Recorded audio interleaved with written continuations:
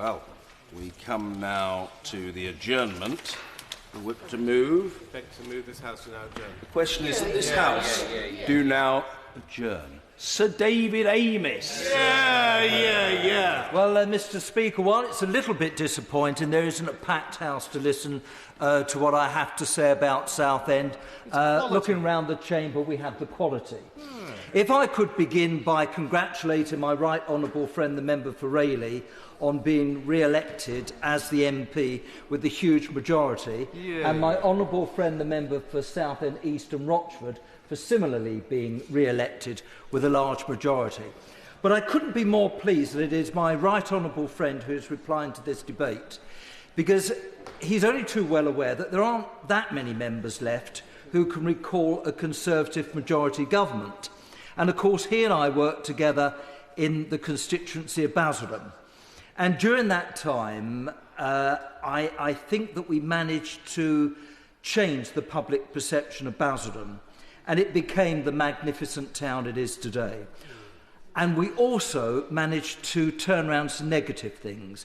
With 2 days to go, we stopped the closure of the A&E unit. We stopped the destruction of the silver birch forest. We saved 3 secondary schools from being closed. And we got 10,000 council houses which had been sold to be repurchased because of clay heave. So I say to my right honourable friend, and I mean this in the nicest sense possible, now that there is a Conservative government and we are blessed with a Speaker who believes that every member of Parliament elected to this place is equal and that all our voices will be heard, I'm absolutely determined that this Conservative government, which I support, will act now not only on behalf of my constituents in Southend to make it an even better place than it is, but the country. So in future, I don't expect ministers to just pay lip service to what I'm asking them to do. I expect action. And tonight, Mr. Speaker, is the start of the action. So I hope at the end of the short debate that we're having, my honourable friend will see to it that Southend is granted city status. Now, he has been followed in the position that he's occupying tonight by his right honourable friend, the Secretary of State, and also the Chief Whip, who have both responded when we were in a coalition government. But now we are a Conservative government, I fully expect city status to be granted to Southend. Because in every respect, Southend qualifies to be a city. It certainly has its own distinct identity. Now, the local authority has no overall control.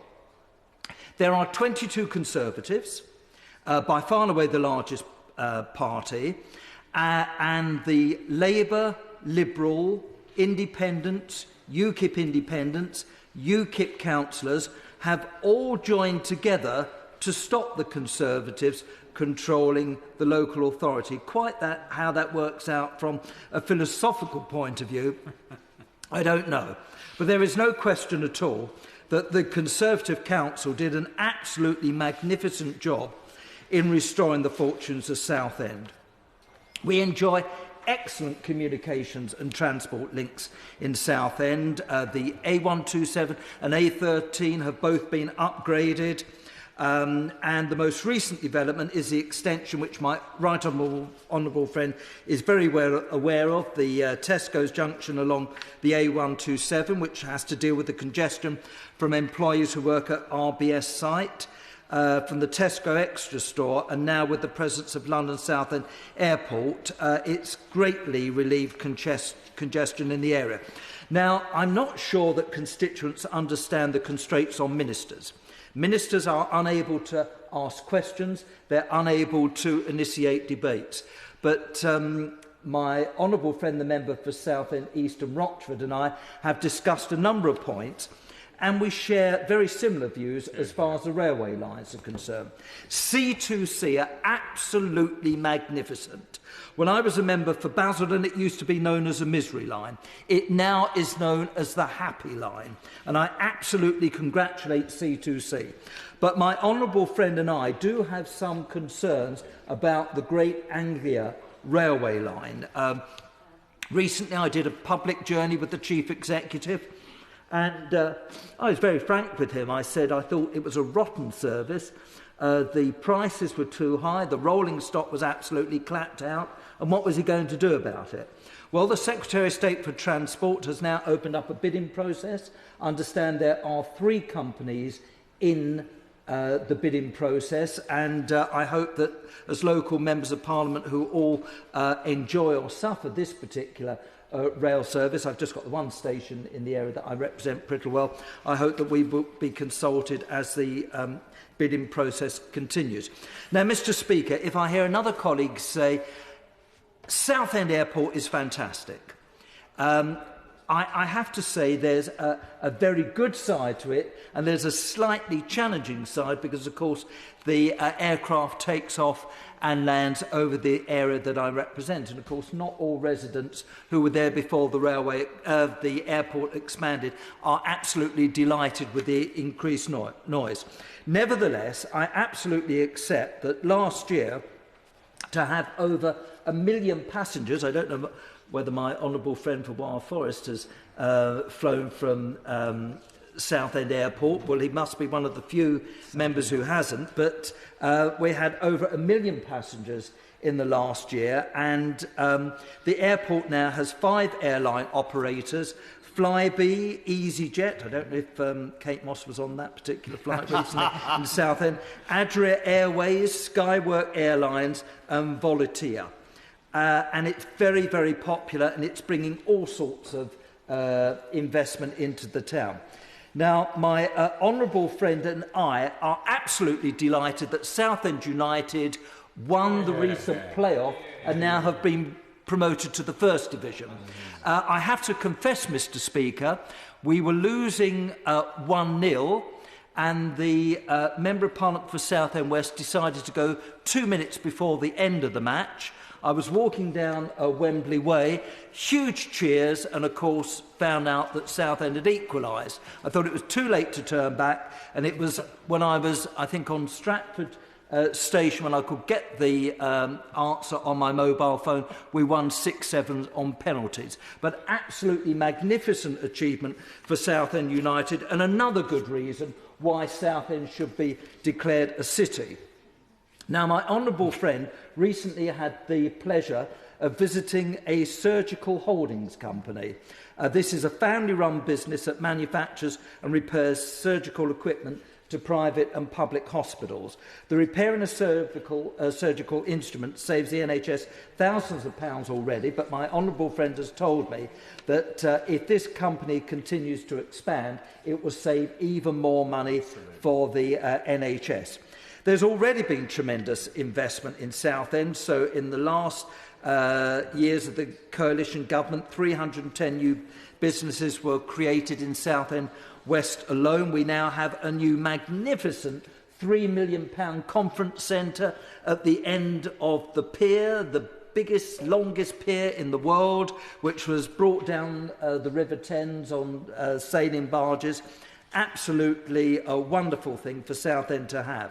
And during those marvellous years of the Conservative Council, under the wonderful leadership of former Councillor Nigel Holcroft and Councillor John Lamb, who is now the leader, we received £2.5 million funding as part of the City deal. I know my right honourable friend is well briefed on that issue. And we got £34.5 million for infrastructure projects as part of the growth deal, including upgrades to the Kent Elms Junction and the Bells Junction. We got £800,000 funding for the continuation and rollout of the Growth Hub across South Essex Local Enterprise Partnership. Now, I know that my honourable friend and I have recently been contacted by the leader of Essex County Council, because there is a proposal by the County Council which is being opposed by Southend Council, who believe that the focus should be on achieving the best economic results rather than organisational changes. I think we're still to have meetings on that issue to find out what will be in Southend's best interest. But I certainly would like to see the joint Anglia, Ruskin, Southend and Rochford Business Park for medical excellence develop even further, which is in the vicinity of the airport. This would be a major regeneration project to provide for major development opportunities for innovation in medical technology. We now have the wonderful, probably the best library in the country, which is at the Forum. This is a marvellous part of extension of Essex University, and a member of the royal family will be opening this building, so I'm advised, later this year, and I do hope that in years to come we won't just be celebrating the new year at Trafalgar Square and outside the House of Commons. We'll be having the countdown at the Forum in Southend. There is a problem, Mr. Speaker, of cliff slippage, but the council hasn't used any government money for that. Really, if you look and have a picnic on the side of the cliffs, you look across the wonderful Thames, you would actually think you were in the Mediterranean.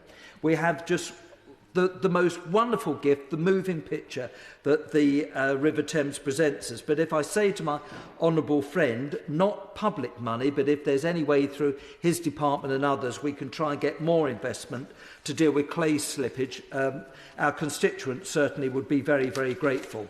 Because at the top of the cliff, we're going to have a new purpose-built museum which can securely house the Saxon Prince find from Prittlewell.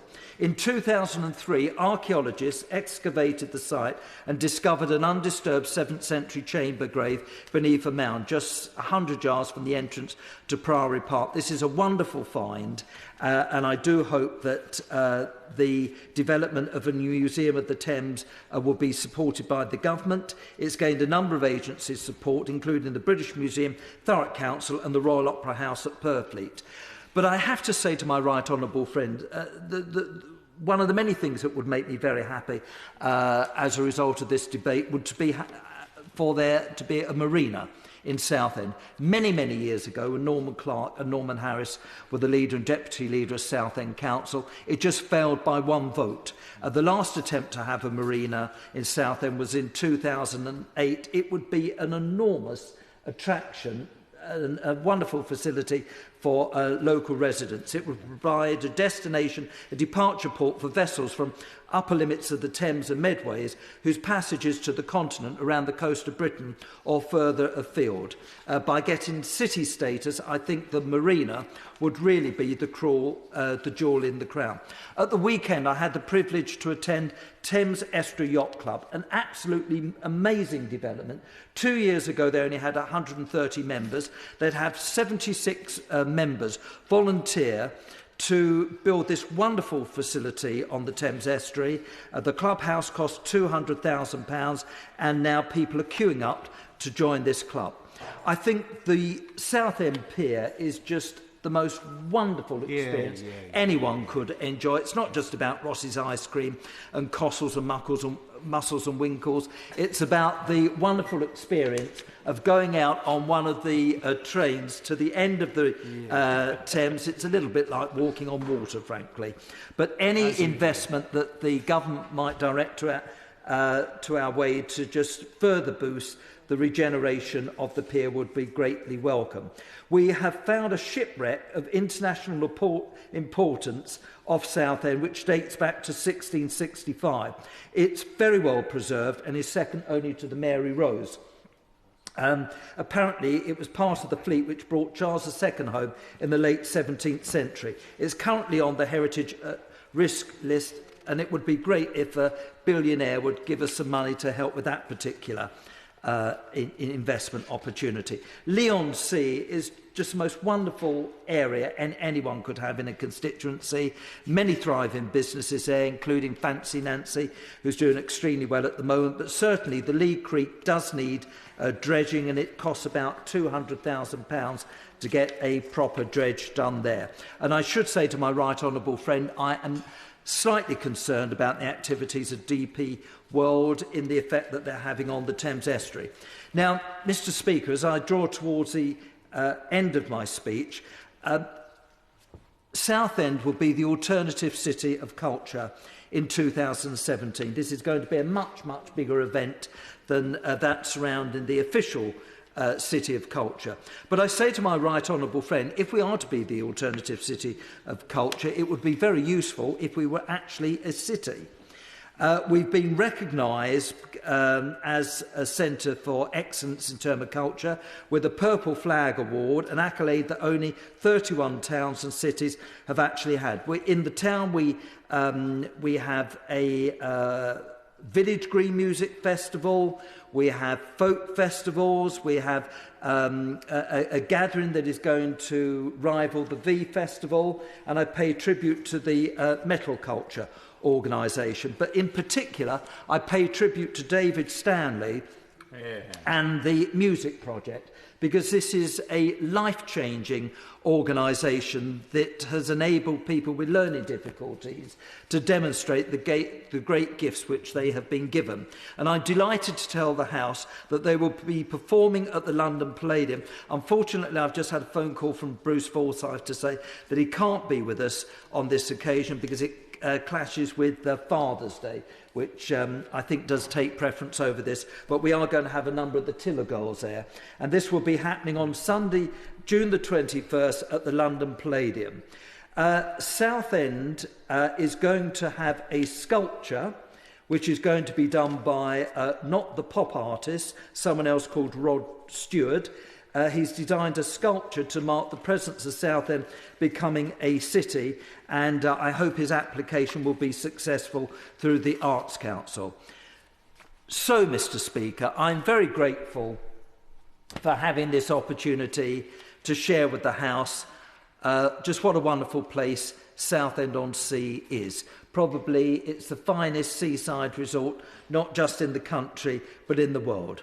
But I say again to my right honourable friend, he and other ministers now do have the power to respond positively what members of Parliament are asking for in their constituents.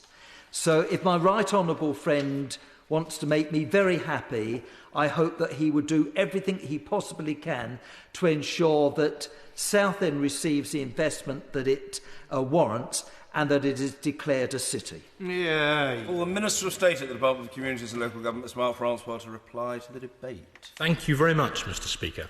May I congratulate my honourable friend, the member for Southend West, for securing this adjournment debate. As he has already told the House, we have known each other and been friends for many years.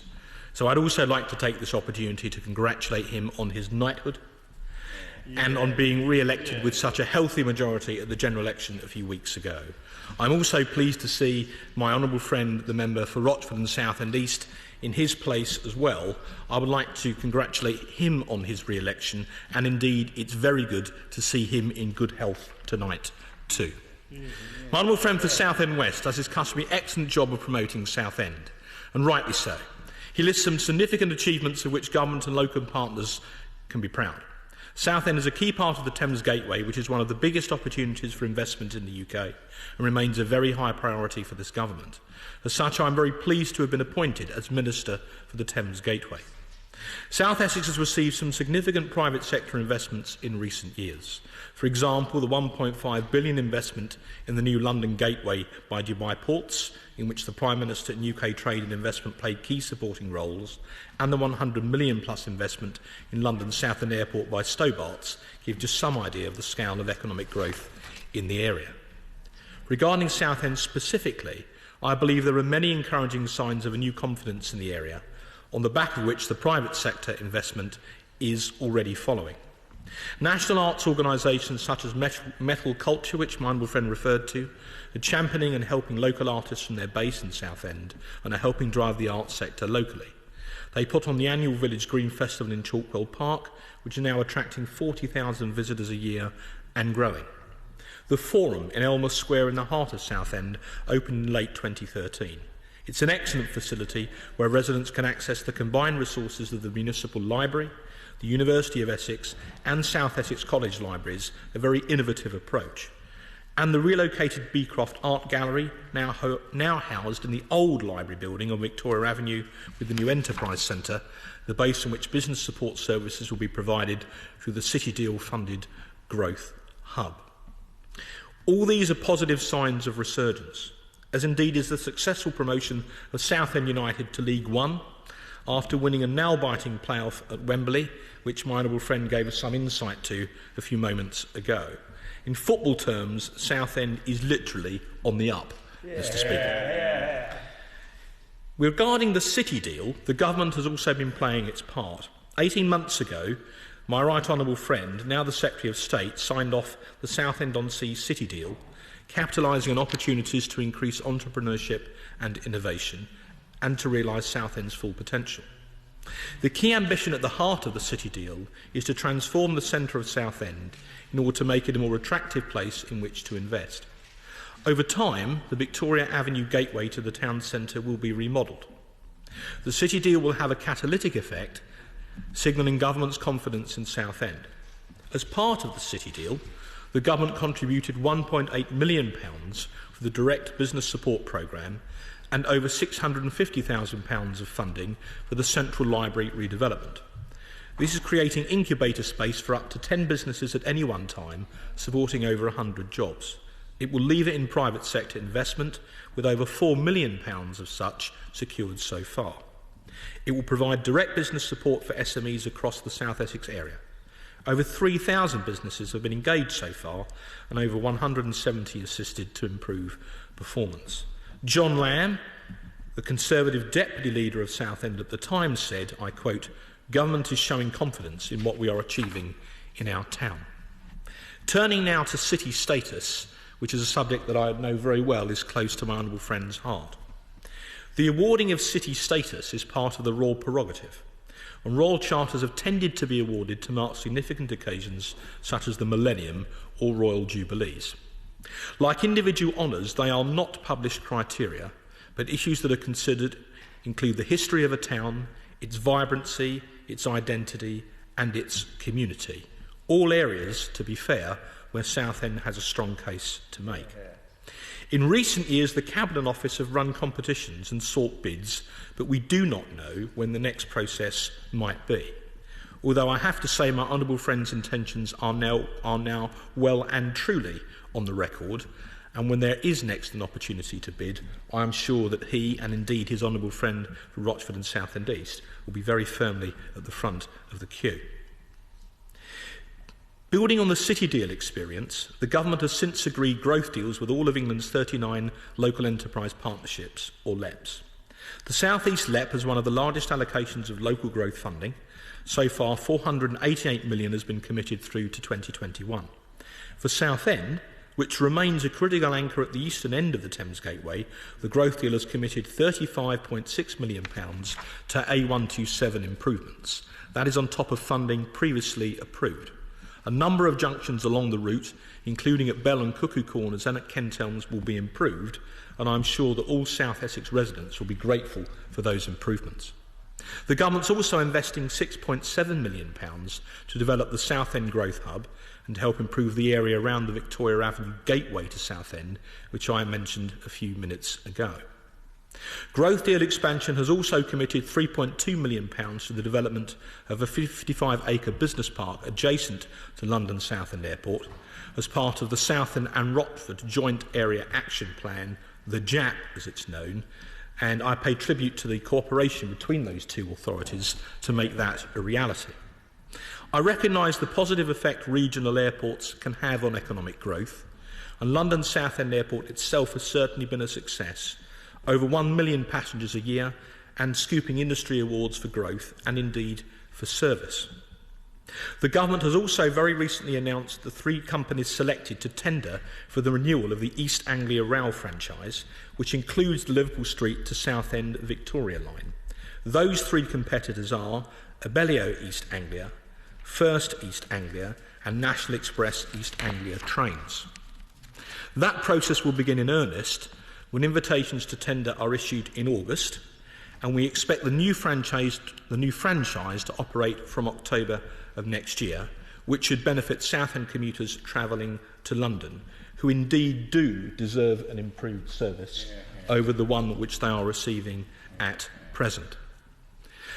Mr. Speaker, we've seen new private sector investments already on the back of this newfound confidence in Southend. A refurbished Palace Hotel, a decision just the other evening to greenlight the Marine Plaza development, and exciting proposals with significant support from the Coastal Communities Fund of around £1.2 million for a new lagoon. Perhaps In the future, it will also be possible to see a development of the marina, which I know is something that my honourable friend has felt passionately about for some considerable time. We should not rest on our laurels, but the future for inward investment remains bright. It's important as we go forward that Southend capitalises on these opportunities. My right honourable friend the Chancellor used his first speech after the election to announce a new round of devolution deals and city-county deals. This represents a further opportunity for Southend to work together with its neighbours and take greater control of its own economic destiny, and to build on the many advantages that it has, and to work with the private sector to deliver the skills, jobs, businesses and investment that the country needs. My honourable friend made much of Southend's cultural advantages, and a recent report from Warwick University Business School claims that nationally the creative sector is growing at 4 times the rate of the economy as a whole, so Southend can expect to benefit from its growing specialisation in this sector. The attractiveness of Southend, of which the cultural offer is a key component, means that people want to relocate there, which in turn is leading to clear interest from the private sector in investing in Southend, in businesses and in new housing as well. These are all advantages which Southend has been successful in exploiting over the last few years, and which we have every reason to believe it will continue to do so for the benefit of the town and its residents. And I must say that they will have no firmer champion in trying to exploit those advantages than my honourable friend, the member for Southend West. He has, Mr Speaker, put the government on notice tonight that he intends to be tenacious in promoting the interests of his constituents. I think, in a sense, we already knew that because he's been doing that for over 30 years. But nevertheless, we cannot say that we have not been told. In sum, I believe that the future for Southend is a positive one.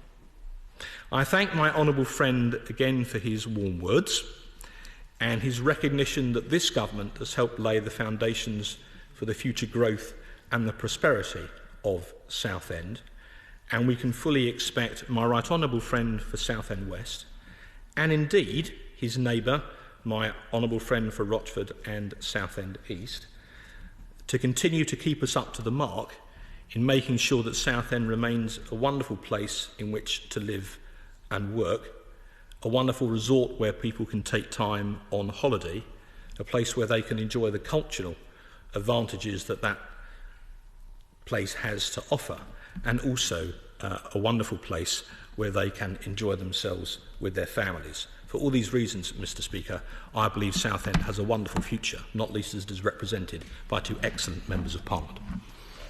Order. The question is that this House do now adjourn. As many as are that opinion say aye. Aye. Of the contrary, no. I think the ayes have it. The ayes have it. Order. Order.